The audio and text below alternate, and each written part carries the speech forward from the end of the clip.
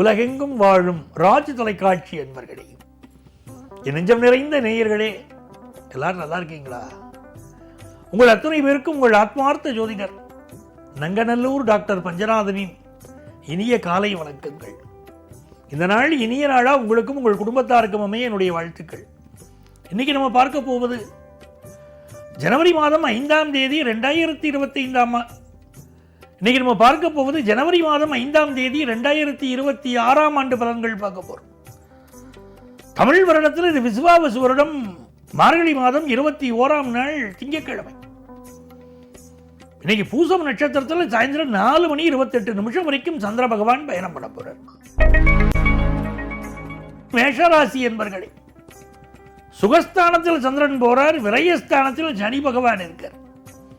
நிறைய பேருக்கு இன்னைக்கு வீடு மாறணுங்கிற எண்ணம் வரும். மேஷராசிக்காரர்களுக்கு வீடு மாறணுங்கிற எண்ணம் வரும். சில பேருக்கு நாடு மாறும், ஊர் மாறும், அப்படிப்பட்ட அமைப்பும் உண்டு. உடம்பை என்னமோ படுத்துறதே, முறுக்கி புழியறது, அந்த உடம்பை வலிக்கிறது, டாக்டரை போய் பார்க்கணும் அப்படிங்கிற சிந்தனைகள் வரும். அம்மாவுடைய உடல் நலத்தில் அக்கறை எடுத்துக்கணும். மேஷராசிக்காரர்களுக்கு இது மிக முக்கியம். 10th +1 +2 படிக்கக்கூடிய ஸ்டூடெண்ட்ஸுக்கு ஒரு சோம்பேறித்தனம் வரும். என்ன பாடம், என்ன வாத்தியாரை பாடம் நடத்துறாங்க, யாரா கண்டுபிடிச்சா இந்த எக்ஸாமினேஷன் அப்படின்னு தோணும். படிப்புல கூடுதல் கவனம் செலுத்துவது வெற்றியை தரும். வெளியூர் வியாபாரம் இன்னைக்கு லாபம் தரும். வெளிநாட்டு தொடர்புகள் வெற்றி தரும். ரிஷபராசி என்பர்களே, ரிஷபராசிக்காரர்களுக்கு 3ஆம் இடத்துல சந்திர பகவான் இருப்பதும் 11ல் சனி இருப்பதும் மிகச்சிறந்த அனுகூலம். இன்னைக்கு வெற்றி மீது வெற்றி வந்து உங்களை சேரும். அதை வாங்கி தந்த பெருமையெல்லாம் சனி பகவானை சேரும். சில பேர் சனி பகவான் மேல கோவப்படுறா, சண்டை போடுறா. இந்த சனி பகவான் ஆட்டி படைக்கிறாருங்கிறா. எல்லாருக்கும் சனி பகவான் எல்லாம் கெடுதல் பண்ண மாட்டார். அவருடைய திசாபுத்தி வந்தால்தான் அந்த பலனை கொடுப்பார். ஆனால் வாழ்க்கையில் எது நடந்தாலும் சில பேர் சனி பகவான் சண்டை போடுறார். என்ன சனி பிடிச்சிருத்தியாங்கிறாங்க. அப்படிலாம் கிடையாது. சனி பகவானால் வாழ்க்கையில் உயர்ந்தவர்கள் பல பேர். இன்னைக்கு சனி பகவானால் உங்களுக்கு நல்ல வேலை வாய்ப்பு கிடைக்கும். ஒரு இன்டர்வியூ இருந்தால் இன்டர்வியூ அட்டெண்ட் பண்ணுங்கள். நல்ல பயணங்கள் கூடி வரும். 11லே சனி பகவான் அமர்ந்திருப்பதும் 2லே குரு பகவான் அமர்ந்திருப்பதும் நல்ல உயர்வு, நல்ல சம்பளம், வாழ்க்கையில முன்னேற்றம், பிசினஸ்ல லாபம் தரும் ஒரு நாள். ஆபீஸ்ல ப்ரமோஷன் சிலருக்கு கிடைக்கும். ஸ்வீட் கொடுப்பா இருக்கும். மிதுனராசி என்பர்களே, மிதுனராசிக்காரர்களுக்கு இன்னைக்கு சந்திர பகவான் 2ஆம் இடத்துல போயிட்டு இருக்கார். ராசியில குரு பகவான், 10ல் சனி பகவான்.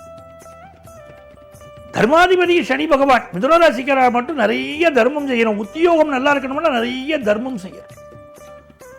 இந்த மிதுனராசிக்காரர் நல்ல உத்தியோகம் பார்த்துட்டே இருப்பா. திடீர்னு யாராவது ஒருத்தர் உத்தியோகம் பார்க்குற இடத்துல காலவாரி விட்டு உங்க வாழ்க்கையை கலவர பூமியாக ஆக்கி விடுவார்கள். இப்படிப்பட்ட சூழ்நிலை உண்டு இல்லையா? உங்களுக்கு அனுபவத்தில் தெரியும். உங்களுக்கு மிதுனராசிக்காரர்கள் அதனால தான் நிறைய தர்மம் பண்ணணும். தர்மம் தலை காக்கும், தக்க சமயத்தில் உயிர் காக்கும். நான் பாருங்க, அதை பண்ணணும்.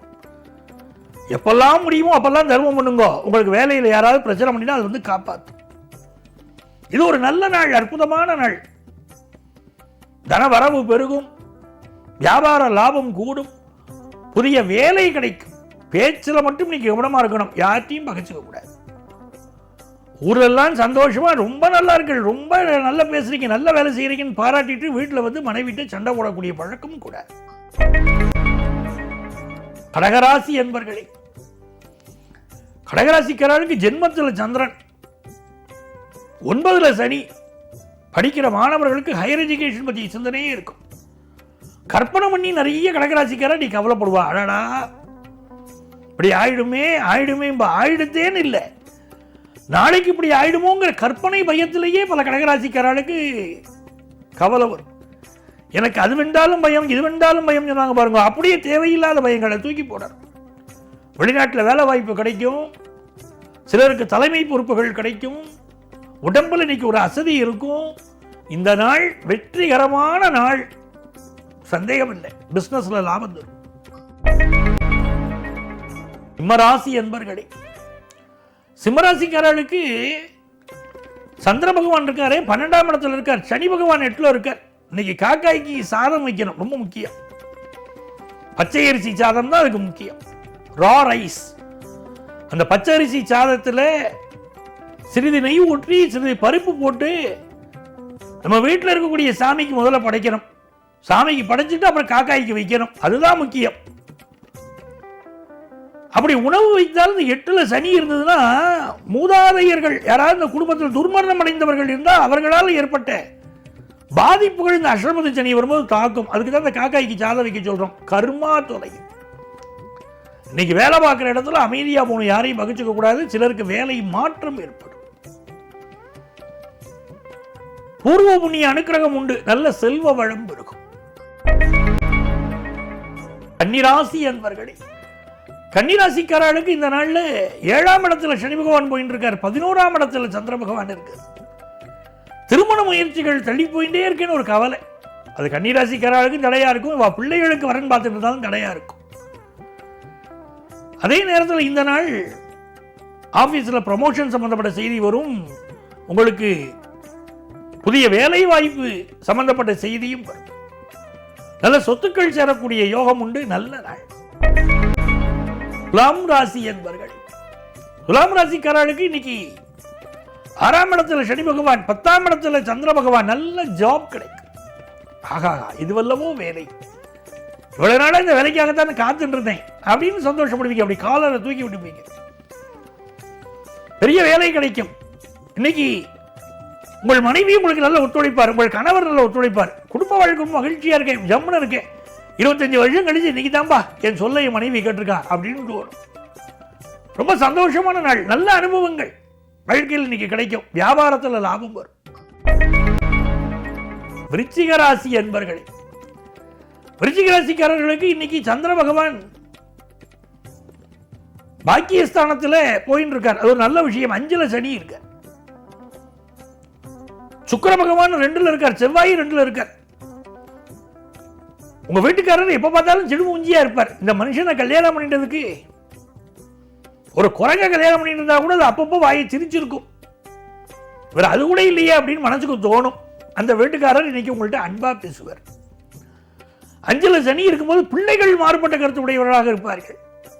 பொழுதுபோக்கு விஷயங்களை கொஞ்சம் எச்சரிக்கையா ஈடுபடணும். வியாபார லாபம் தரும்.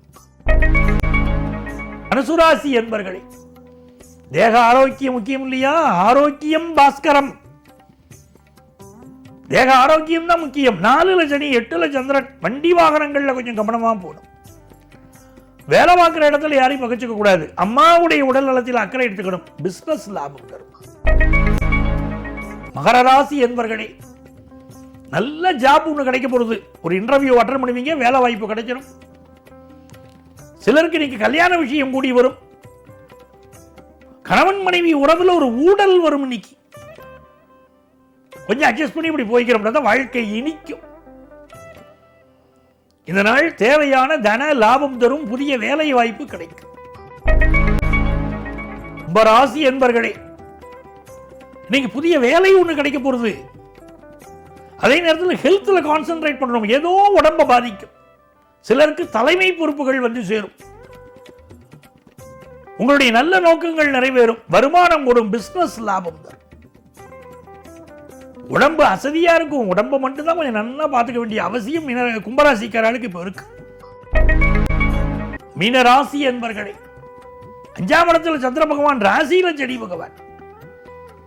பிள்ளைகள் மனது போன போக்கில் நடந்துப்பாங்க.